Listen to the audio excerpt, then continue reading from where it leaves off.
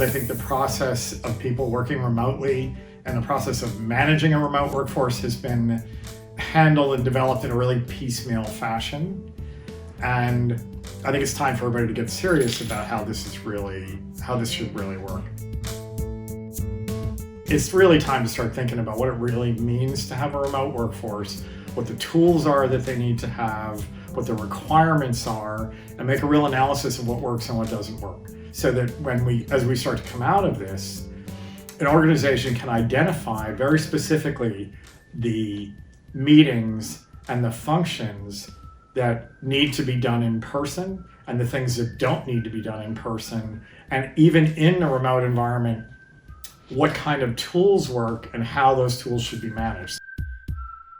The first thing everybody gets is doing video calls is actually much better than conference calls. I don't know why it took so long to everybody to figure this out, because people have to be paying attention, they have to be eyes on the ball, they've got to be engaged, and it's much more like the in-person experience. So I think that video calls are way more effective than conference calls, in my own experience. And okay, let's be simple about it. That's a requirement. From now on, all conference calls we do are video, period.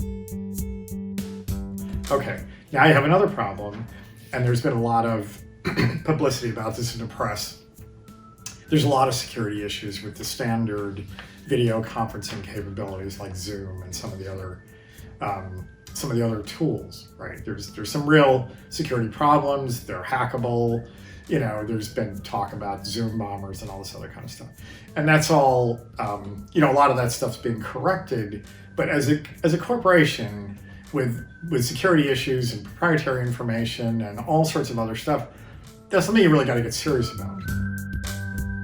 On the plus side, in terms of interactive meetings and that kind of thing, you can really examine a process, whether it's a production process, development process, whether you're talking about staff meetings or one-to-ones or whatever the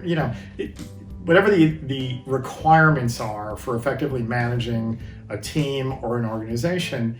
You can define what these things are, and it's important to take the time to do that and to say, okay, here is a list of requirements. These are things that we have to do. Here is the time cadence of these things.